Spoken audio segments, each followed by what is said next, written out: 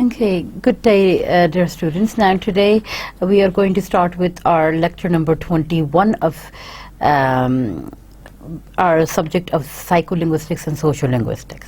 So as I explained in the lecture number 20 in the previous lecture, that now because we've already covered a vast amount of psycholinguistics, so we are going to move on to sociolinguistics now. Now, because psycholinguistics is still a very, very vast field, so if we could keep on studying, so there would be lots of references that you can keep on and on and on and on about it. And so same for sociolinguistics.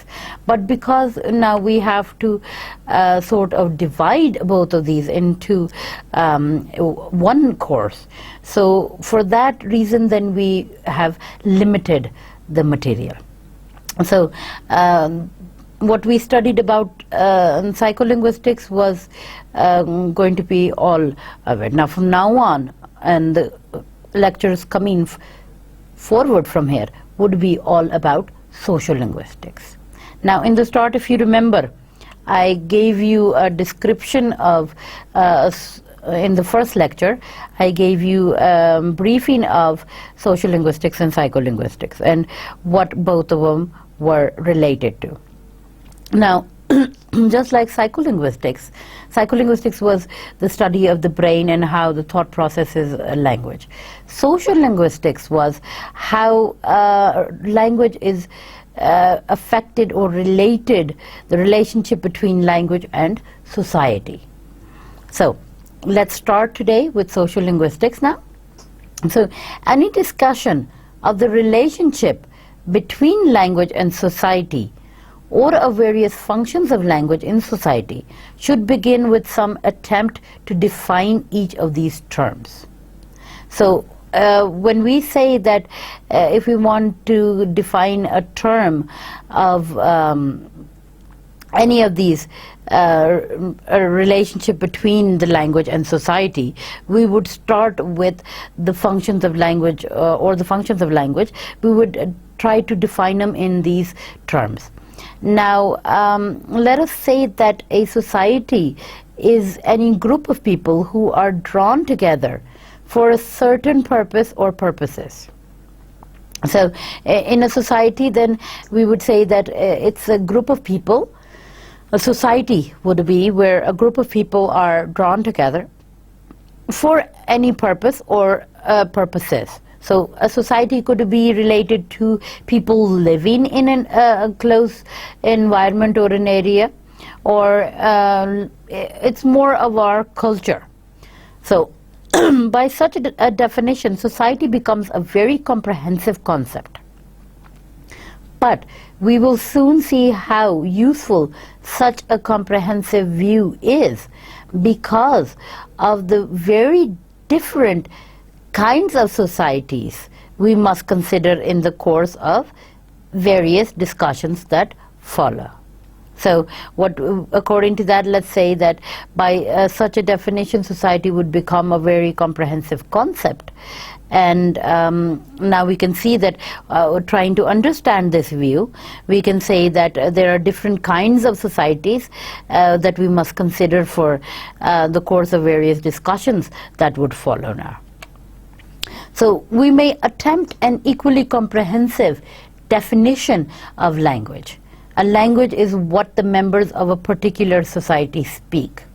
So we may attempt an equally comprehensive definition of language. That means that we might try to explain the definition of language, trying to explain it in a more understandable way. A language is what the members of a particular society speak.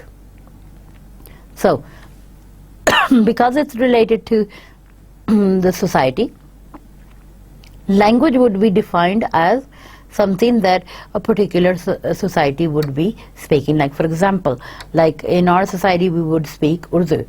In an American society we would speak English. In British society we would speak British English. So, however, as we will see, speech is in almost any society can take many or very different forms also, and just what forms we should choose to discuss when we attempt to describe the language of a society may prove to be a contentious matter. So however, we can see that according to any society, speech has different forms.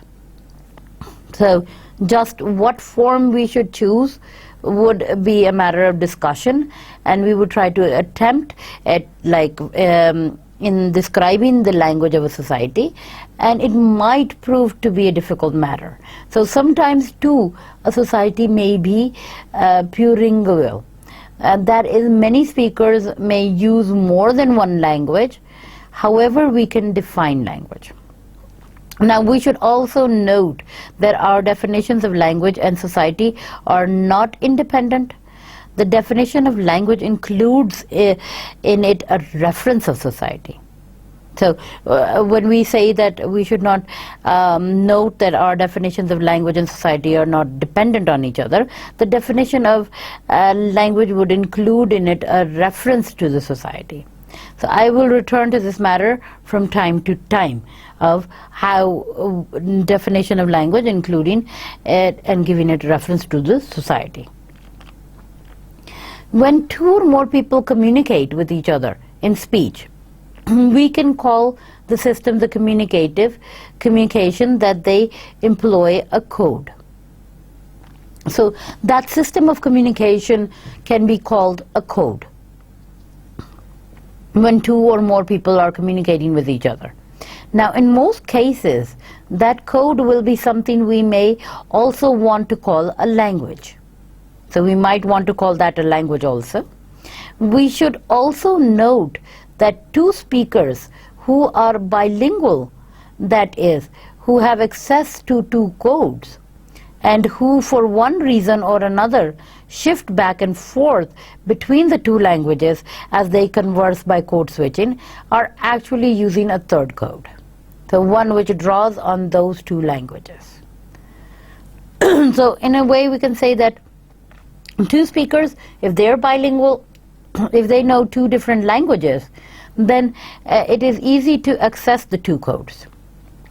And for who for one reason and another shift back and forth between the two languages as they would converse between code switching of the both languages, are actually using a third code. So one which draws on those two languages. Now the system or the grammar, to use a well-known technical term, is something that each speaker knows. But only two very important issues for linguists are just what the knowledge is. So knowledge of and how it may be best characterized. Now in practice, linguists do not find it at all easy to write grammars because the knowledge that people have of the languages they speak is extremely hard to describe. So in practice, a linguist would say that to write grammar because the knowledge of the people would have the language that they speak is extremely hard to describe. It is certainly something different from and is much more considerable than the kind of knowledge we see described in most of the grammars we find on library shelves. So no matter how those grammars may be, anyone who knows a language knows much more about the language than is contained in any grammar book that attempts to describe the language. So what is also interesting is that this knowledge is both something which every individual who speaks the language possesses, since we must assume that each individual knows the grammar of his or her language by the simple reason that he or she readily uses that language, and also some kind of shared knowledge, that is, knowledge possessed by all those who speak the language. So even though it's interesting to know that yes, every person will know their grammar, like you will definitely know your Urdu grammar perfectly because that would be your native language, you see, the language spoken in your society. For a person like me, maybe knowing the English grammar would be natural also, because that's my native language. So once again, but they can still say that there is some simple reason that he or she can readily use the language, and also some kind of shared knowledge also. So if the knowledge is possessed by all those who speak the language. So when we say that they are people that can maybe share that experience, it is also possible to talk about dead languages. Now, for example, Latin and Sanskrit. Why do we call Latin and Sanskrit a dead language? Now, students, I would like you to ponder on that question, because that is an important question. Now, the reason we call it a dead language maybe is because those are the languages that are long forgotten. They were the start of languages, and Latin and Sanskrit are hardly used now, and very few people can speak that. So, however, in such cases we should note that it is the speaker who are dead, not the languages themselves, for these may still exist, at least in part. So we may even be tempted to claim an existence for English or French or Swahili independent of the existence of those who speak these languages. So today, most linguists agree that knowledge speakers have of the language or languages they speak is knowledge of something quite abstract. So it is a knowledge of rules and principles and the ways of saying and doing things with sounds, words, and sentences, rather than just knowledge of specific sounds, words, and sentences. So it is knowing what is in the language and what is not. It is knowing the possibilities the language offers and what is impossible. So this knowledge explains how it is we can understand sentences we have not heard before and reject others as being ungrammatical in the sense of not being possible in the language. So communication among people who speak the same language is possible because they share such knowledge. So although how it is shared or even how it is acquired is not well understood. So certainly psychological and social factors are important, and genetic ones are also. So language is a communal possession, although admittedly an abstract one. So we would say that yes, a communal possession, okay, but an abstract one. Individuals have access to it and constantly show that they do so by using it properly. So certain psychological and social factors are important, but the genetic factors are very important also, because that tells us how and what is our native language. You see, the social factor matters a lot in language. Now, as we will see, a wide range of skills and activities is subsumed under this concept of proper use. So, under the concept of proper use, you can see a wide range. So, confronted with the task of trying to describe the grammar of a language like English, many linguists follow the approach which is associated with Chomsky. Now, undoubtedly the most influential figure in late 20th century linguistics. Now, Chomsky has argued on many occasions that in order to make meaningful discoveries about language, linguists must try to distinguish between what is important and what is unimportant about language and the linguistic behavior. So, according to Chomsky, let's say, okay, we say that unaccountably that undoubtedly the most influential figure in the late 20th century as a linguist. So he argued on many occasions that in order for any language to be meaningful or any discovery to be meaningful about a linguist must try to distinguish between what is important and what is unimportant about a language and the linguistic behavior of that language. So the important matters, sometimes referred to as language universals, concern the learnability of all languages, the characteristics they share, and the rules and principles that speakers apparently follow in constructing and interpreting sentences. So sometimes the important matters would be that in language universals, how we learn a language matters a lot, the characteristics a language shares matters a lot, and the rules and principles that a speaker would apparently follow in constructing and interpreting sentences.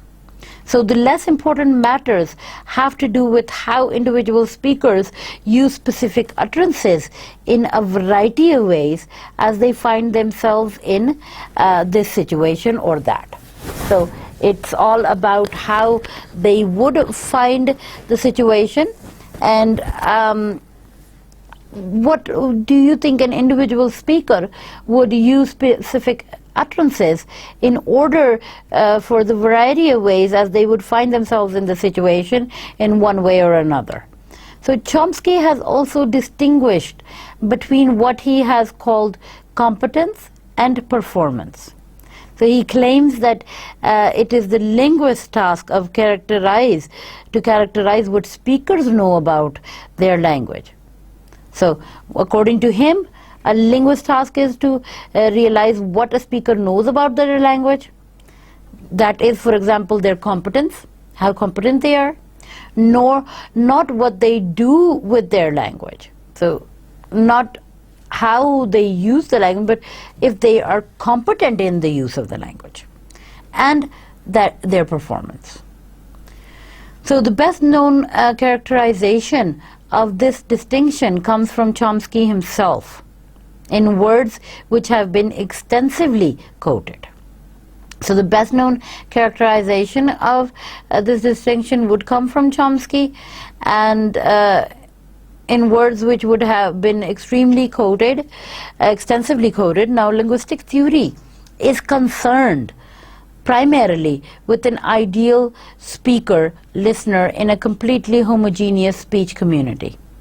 So the ideal way a speaker-listener would learn a language would be in a speech community, would be in a homogeneous speech community, who knows its language perfectly and is unaffected by such grammatically irrelevant conditions as memory limitations, distractions, shifts of attention and interest, and errors, random or characteristic, in applying his knowledge of the language in actual performance.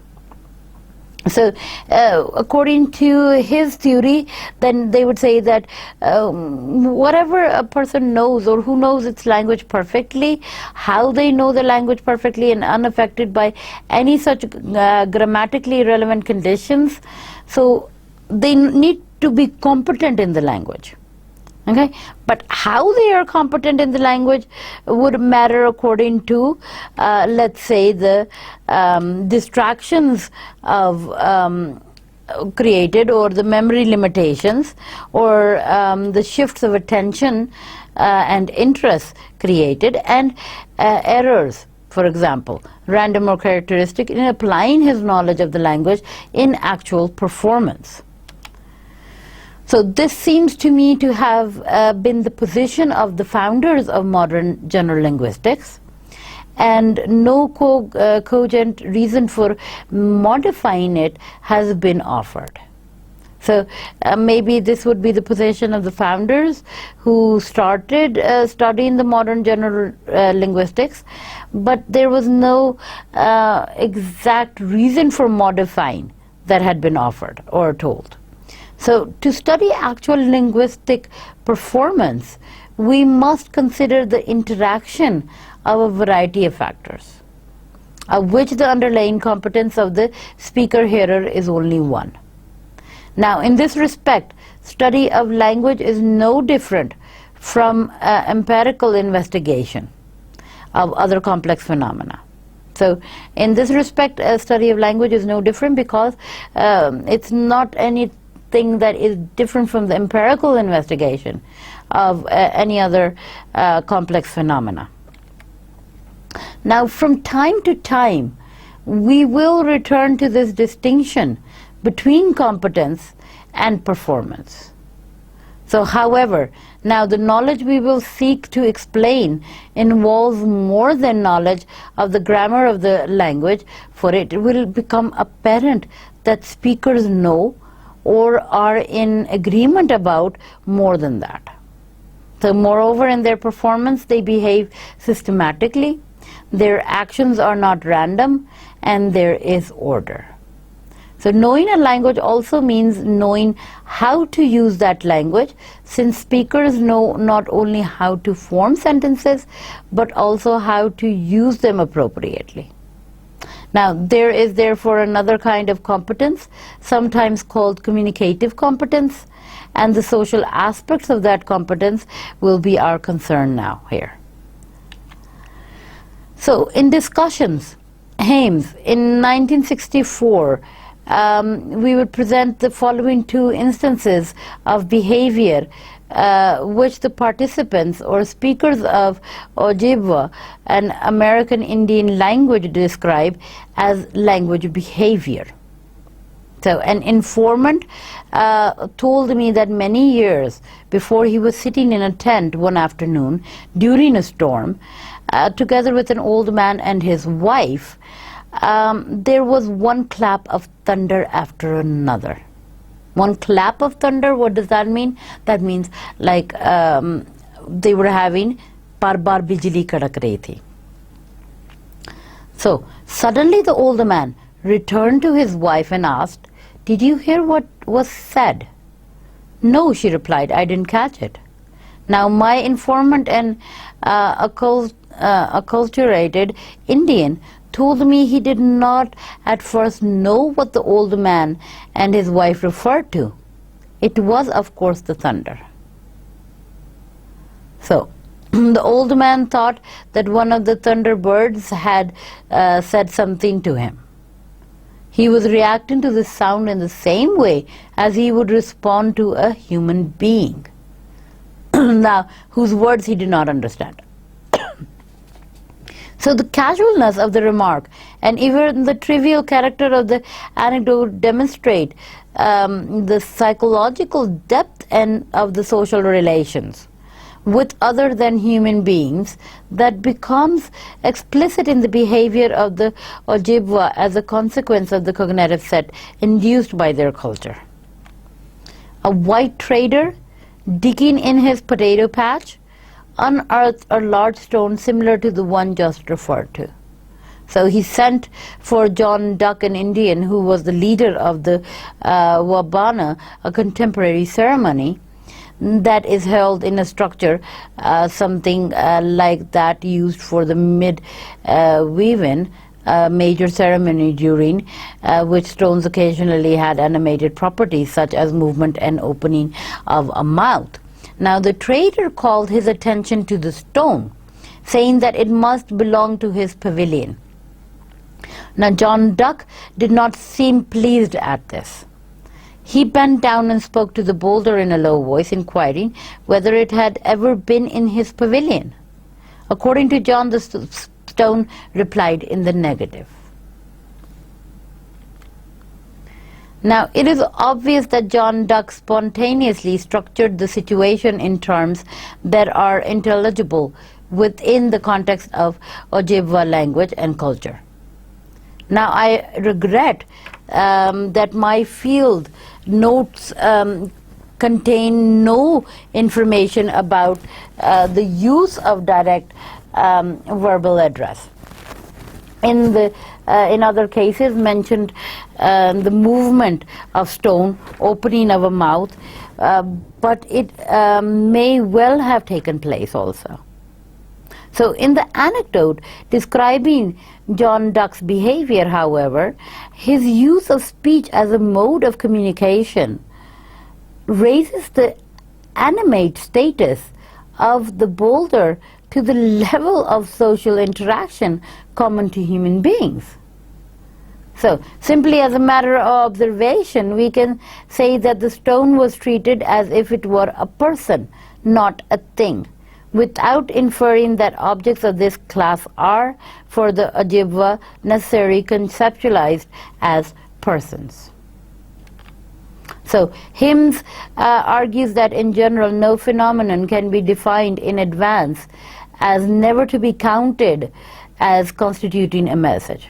So how does this observation apply to the above examples? Now, can you think of possible examples drawn from your own experience? Note that the basic assumption here is that messages, whatever they are, require a language. Should every language in which you can send messages be of equal interest to us as sociolinguists? For example, the language of flowers, the semaphore, signaling, the dress codes, the road signs? If not, what principles should guide us in an attempt to constrain our interests? And how do you view the languages of logic, mathematics, and computers? So these are questions I would like you to answer. Do you see? How does this observation apply to the above examples now? That Himes, no phenomena can be defined in advance as never to be counted as constituting a message. Or can you think of possible examples drawn from your own experience?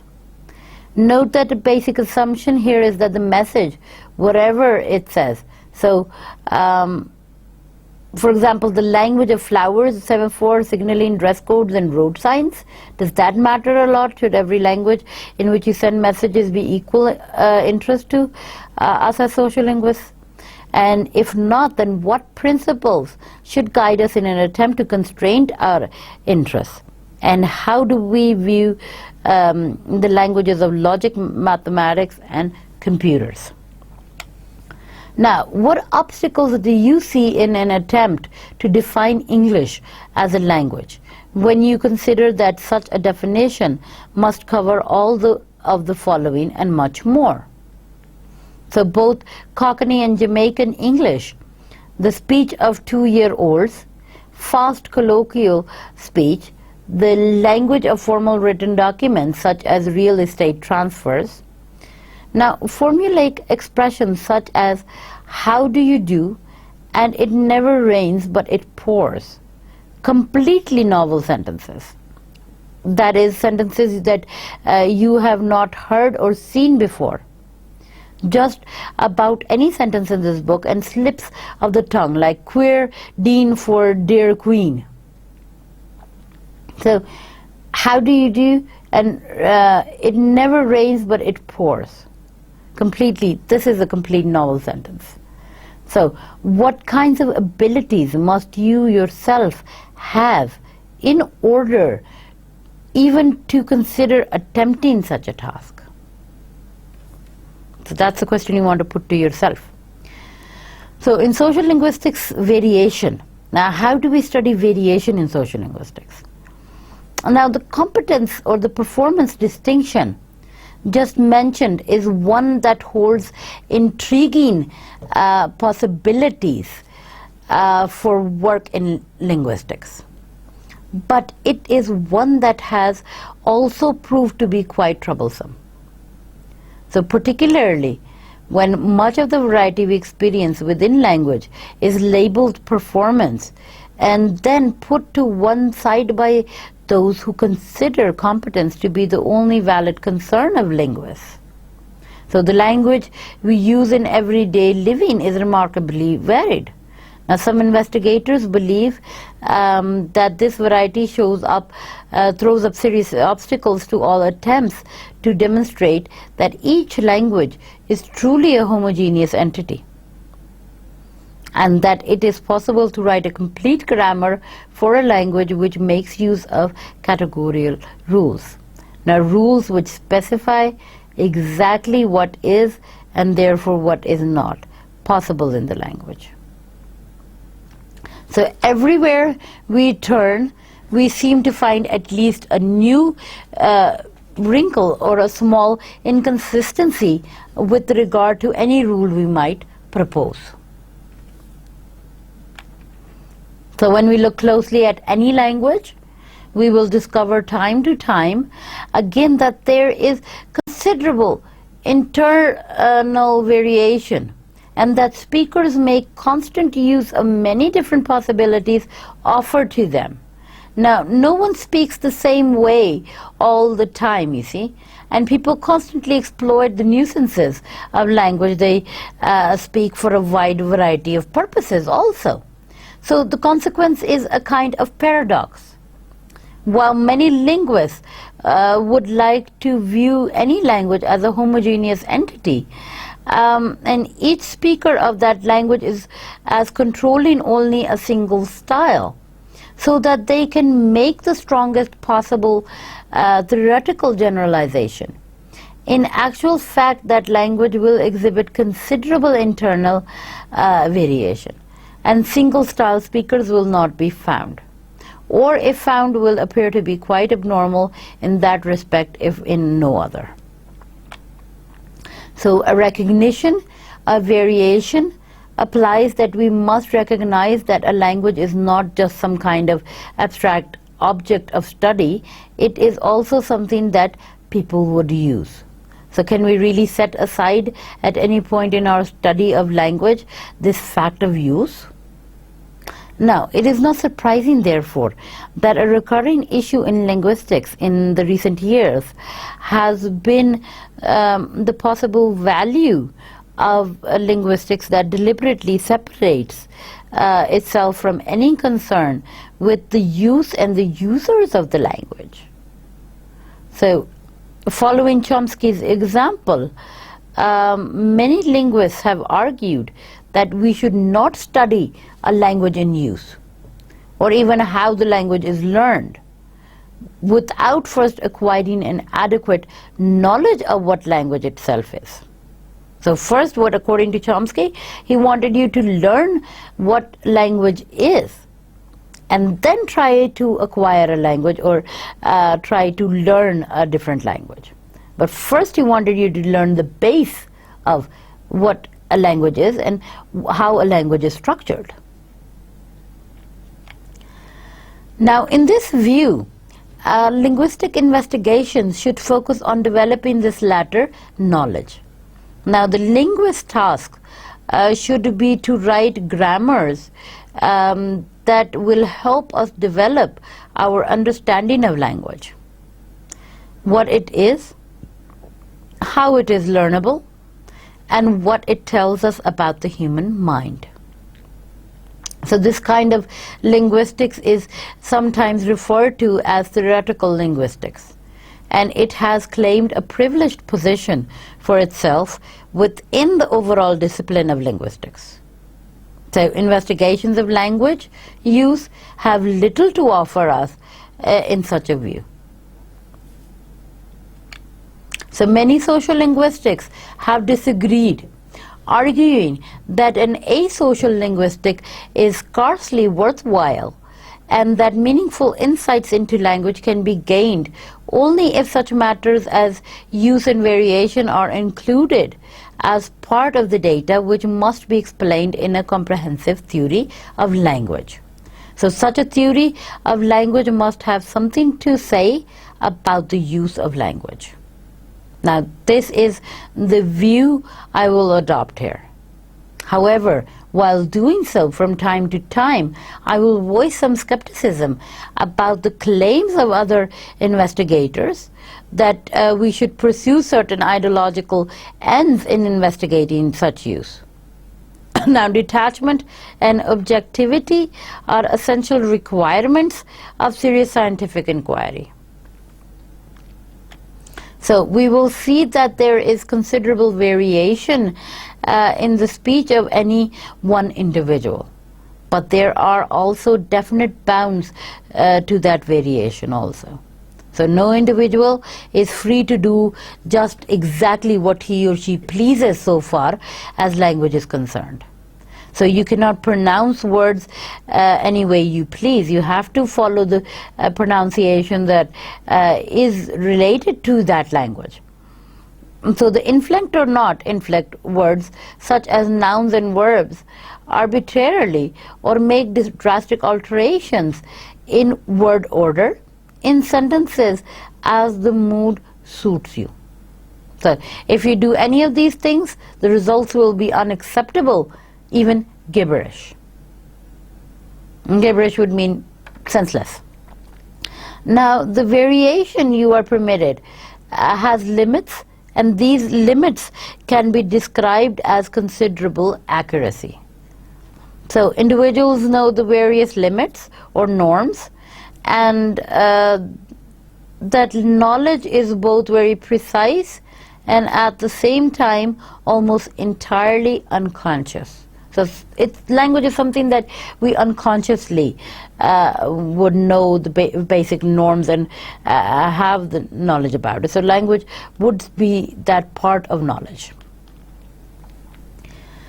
So it is also difficult to explain how individual speakers would acquire knowledge of these norms of linguistic behavior, for they appear to be much more suitable than the norms that they apply to such matters as social behavior, dress, and table manners.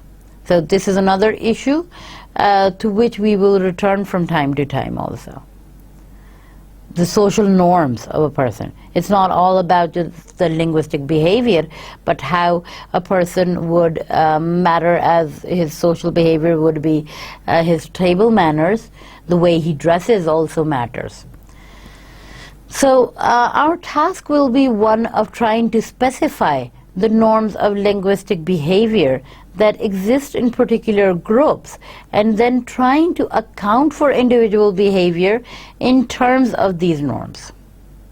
So this task is particularly interesting because most people have no conscious awareness that we can account for much of their linguistic behavior in this way. So people have also learned such behavior. We must be concerned with that learning. Why does speaker X behave this way but speaker Y behave that way? So to answer that question, we must look at such issues as identity, group membership, power, and socialization. So identity, where do you belong from? Are you a native of this country and you speak a native language? Which group are you a member of? What position of power are you in society? And your socialization. What sort of socialization do you have with people? So each of us has an identity, or perhaps more accurately, a set of identities. Now that identity has been constructed from interaction with others, and it is the sense of self each of us has achieved. So the result of our socialization, that would be our experiences with the outside world as we have dealt with that world in all its complexity. So consequently, any of many factors might have affected it. Race, ethnicity, gender, religion, occupation, physical location, social class, kinship, leisure activities, etc. So identity is created in dealing with such factors and in dealing with members of groups for whom these factors are their identifying characteristics. Now, an identity may also change, for identities can sometimes be quite malleable. But of course, it may also stay fixed if change is not allowed, or if a fixed identity is to be maintained at all costs. So identity is very important. Individual identity and group identity. Now, it will be a recurrent theme in the pages that follow. So much of what we find in linguistic behavior will be explicable in terms of people seeking to negotiate, realize, or even reject identities through the use of language. So in fact, we will see language is a profound indicator of identity, more potent by far than cultural artifacts such as dress, food choices, and table manners. So, in fact, language is a better indicator of your identity because it would show what class, social class you belong to, you see. And it would give a better effect of your cultural artifacts rather than your dress or your food or your table manners would. So groups too have identities.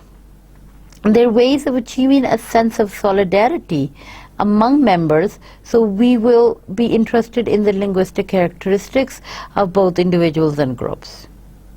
Now, concepts such as community, social work, and community of practice will be found in the pages that follow. So these are useful in referring to groups of various kinds, for it is within groups that individuals form relationships or reject such a possibility.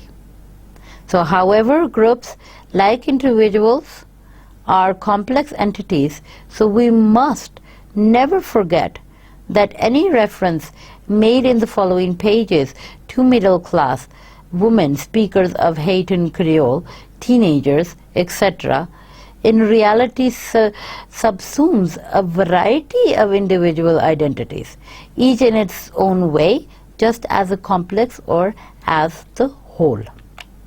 So finally, in all the above, we must recognize that power plays a significant role in everything that happens.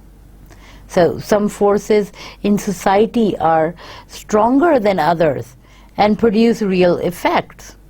So among them, linguistic effects that have consequences for the lives we live. So power does signify the role in how the society would act. So Bourdieu in 1991 conceives of language as symbolic marketplaces in which some people have more control of the goods than others, because certain languages or varieties have been endowed with more symbolic power than others and have therefore been given a great value. Now, standard languages, for example, certain accents, a particular gendered style of speaking, a specific type of discourse. So power in some of the various responses to it will also find frequent mention in the pages that follow. So discussion, number one would be, I have said that languages contain a great deal of variety. Now, what evidence can you cite to show some of the variety? So I would like you students to choose and try to cite some evidence that would show the variety. Consider, for example, now how many different ways you can ask someone to open a window or seek permission to open the window yourself because the room you are in is too warm. Now how many ways can you pronounce variants of and, have, do, of, and, for? Now, when might did you eat yet sound like geez yet? What did you do with the words and the sounds? So, do you speak the same way to a younger sibling at home, over the breakfast table, as you would to a distinguished public figure you meet at a ceremonial dinner? And if you do not, and it is almost certain that you do not, then what are the differences in the linguistic choices you make? Why do you make them? So an individual can use language in a variety of ways and for many different purposes. So what might cause a speaker to say each of the following? When would each be quite inappropriate? So these questions down below, you want to see that when would it be that the speaker would be caused to say these things, and when would it be inappropriate for him to say it? So do you think it's cold in here? The airport as fast as you can? I do. I leave my house to my son George. Do you love me? How strange. Can we have some silence at the back? And what a beautiful dress. Cheers. Will you marry me? Do you come here often? Keep to the right, please. Damn. You don't love me anymore. Do you know any of these grammar, these sentences that I would want you to tell me in which context do you think, when you create a context, in which context do you think the speaker would be using these sentences? Now, I want you to tell me. Create a scenario and tell me according to that, what exactly would be the scene in which a person would use these sentences. So do you know any grammar book that tells you when to use or not to use each of the above? Would you describe your knowledge of when to use or not to use each as the matter of competence or of performance? Now, in thinking about this, you might consult just about any discussion of Chomsky's work on linguistic theory. So do you always agree with people, about the correct choice to make of certain linguistic forms? What do you do? And they regard as the correct compilations of the tag questions found in the following examples. The first is done for you. Now he's ready, isn't he? I have a penny in my purse. I may see you next week. I'm going right now. The girl saw no one. Introduction. So these are the questions I want you to complete the answers for these. This would be a home exercise for you to do, that you can see that the first one is done for you. He's ready, isn't he? So they're putting a question into it. They're tagging the question, tagging the sentence with a question at the end. So I have a penny in my purse. Do I have a penny in my purse? I may see you next week. Will I see you next week? Or will I? I'm going right now. Am I? The girl saw no one. She didn't. Introduction. So, no one goes there anymore. Once again, don't they? Everyone hates one another here. Do they? Few people know that.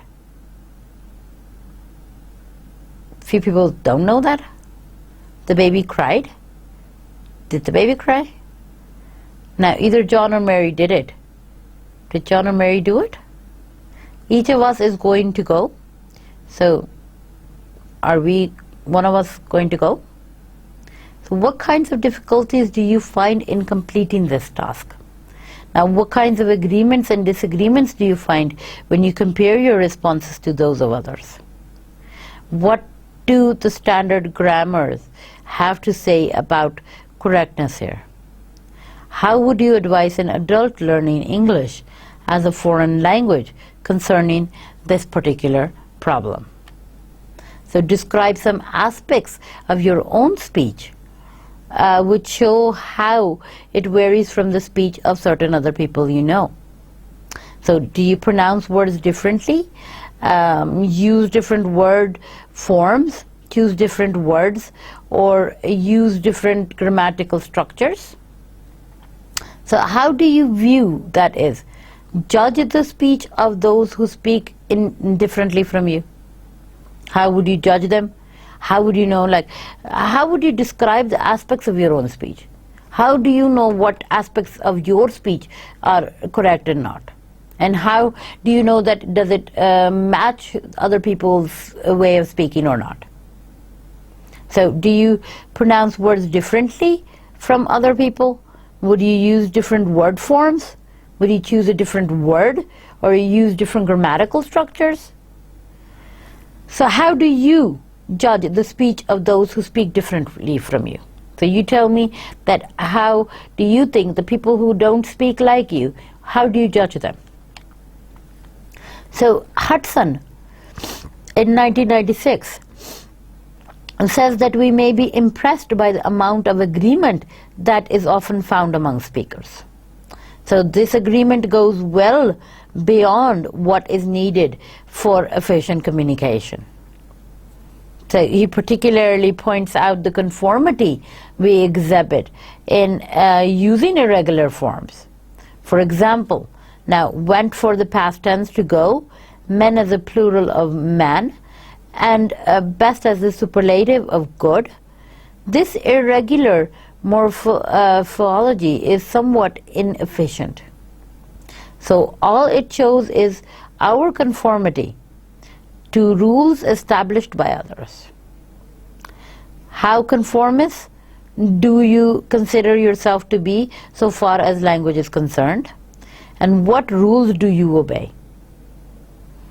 And when do you flout the rules, if you ever do? So sociolinguistics, according to scientific investigations now, the scientific study of language, its uses, and the linguistic norms that people observe poses a number of problems. Such a study must go a long way beyond merely devising schemes for classifying the various bits and pieces of linguistic data you might happen to observe.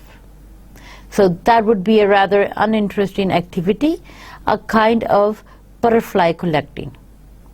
A more profound kind of theorizing is called for some attempt to arrive at an understanding of the general principles of organization.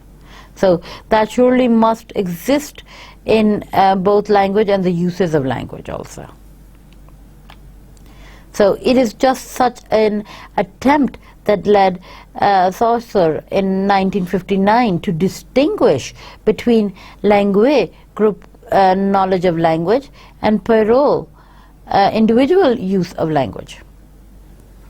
So Bloomfield in 1933, to stress the importance of contrastic distribution, since pin and bin are different words in English, P and B must be contrastive units in the structure of English.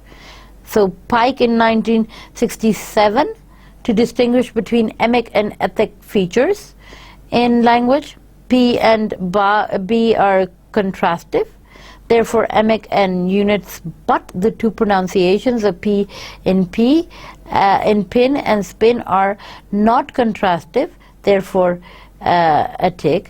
And Safer 1921, and much later Chomsky in 1965, to stress the distinction between the surface characteristics of utterances and the deep realities of linguistic form behind these surface characteristics.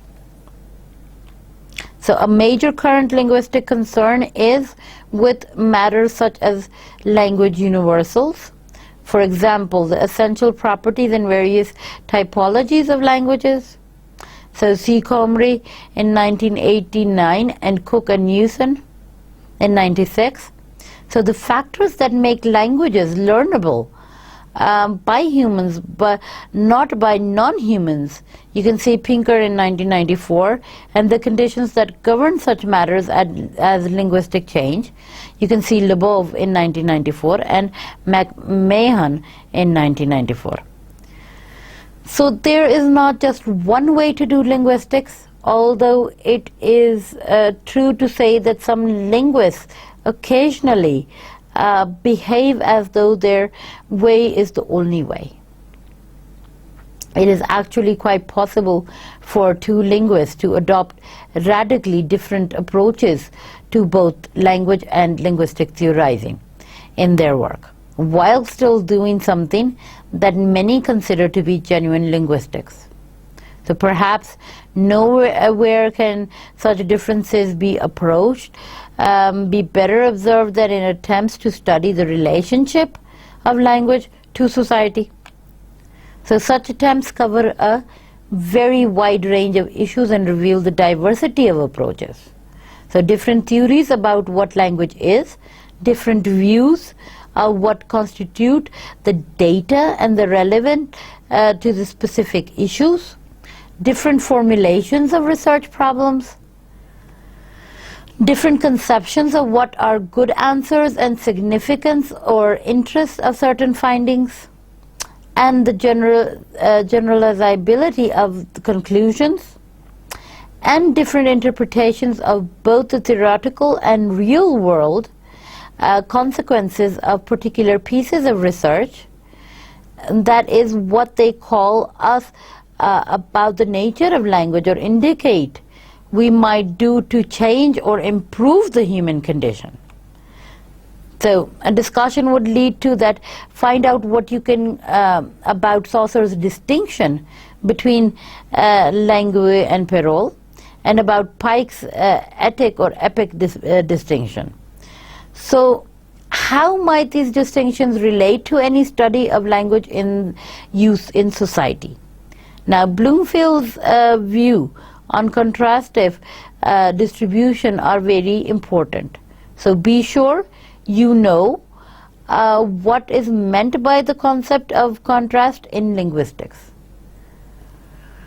Now, you might test our knowledge of the concept by trying to find out how many contrastive consonants and vowel sounds you have in the variety of English you speak. If you find the number of consonant sounds to be any other than 24 and the number of vowel sounds to be far different from 14, you may be on the wrong track. So, sociolinguistics as language and society. Now, in the following chapters, we would look at many ways in which language and society are related. So the possible relationships have long intrigued investigators. Indeed, if we look back at the history of linguistics, it is rare to find investigations of any language which are entirely cut off from concurrent investigations of the history of that language. Or if it's regional or social contributions, or of its relationship to objects, ideas, events, and actual speakers and listeners in the real world. So that is one of the reasons why a number of linguists have found Chomsky's asocial view of linguistic theorizing to be a rather sterile type of activity, since it explicitly rejects any concern for the relationship between a language and those who use it. So we must acknowledge that a language is essentially a set of items, what Hudson in 1996 calls linguistic terms. Such entities as sounds, words, grammatical structures, and so on. So in these items, their status and their arrangements that language theorists such as Chomsky concern themselves with. So on the other hand, social theorists, particularly sociologists, attempt to understand how societies are structured and how people manage to live together. So to do so, they use such concepts as identity, power, class, status, solidarity, accommodation, faith, gender, and politeness. So a major concern of this book is to examine possible relationships between linguistic items on the one hand and concepts such as power, solidarity, etc. on the other. So we should note that in doing so, we are trying to relate two different kinds of entities in order to see what light they throw on each other. So that is not an easy task. Linguistic items are difficult to define. Try, for example, to define exactly what linguistic items such as sounds, labels, words, and sentences are.